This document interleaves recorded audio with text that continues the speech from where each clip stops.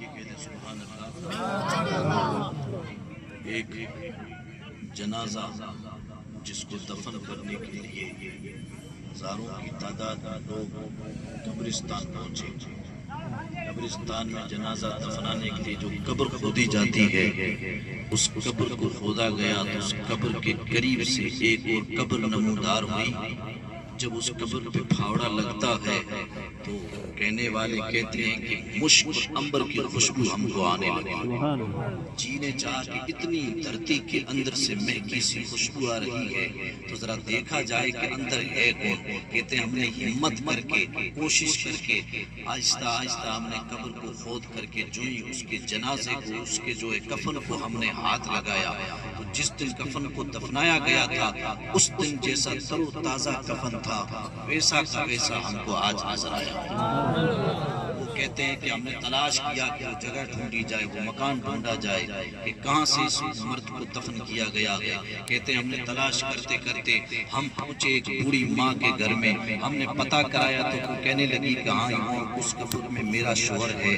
تو یہ کہنے لگے کہ آپ کے شوہر نے ایسا کون سا عمل کیا کہ جس عمل کی بنا پر ہم نے ہماری آنکھوں سے دیکھا جنت تو ابھی دور پڑی ہے، خدا نے قبر کو بھی اس کے لیے نور بنا کر کے رکھ دیا۔ یہ آخری بات ختم کر رہا ہوں میں، ذرا غور سے سننا، آواز بند رکھنا آپ کی۔ قرآن کی عظمت کیا یہ بتا رہا ہوں میں۔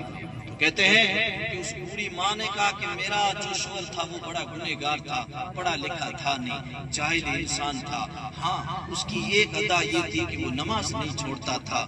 مسجد میں دیکھتی تھی کہ صبح کے ٹائم میں جب وہ فجر نماز پڑھنے جاتا نا تو پڑھ کر کے جب واپس لوٹتا تو اس وقت میں میری آنکھوں سے دیکھتی تھی۔ اور سے سننا میری بات کو، بات اپنے کانوں سے نکل نہ جائے۔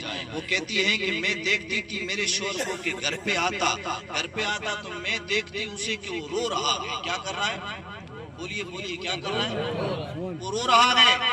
جب اس کو روتے ہوئے دیکھتی تو میں کہتی ہوا کیا ہے؟ تو کہتے میرا پتی قرآن کو اٹھاتا، قرآن کو اٹھا کر کے اپنی شہادت والی انگلی پکڑتا، انگلی پکڑ کر کے پھر قرآن کو کھول کر کے بسم اللہ سے شروع ہوتا اور کہتا کہ مولا تیرے قرآن میں جو کچھ بھی لکھا ہے سب نور ہے، تیرے قرآن میں جو کچھ بھی لکھا ہے سب حق ہے، لیکن میرے خالق میں جاہل انسانوں سے پڑھ نہیں پایا، میری بد نصیبی ہے، لیکن تیرے قرآن سے میں پیار کرتا ہوں۔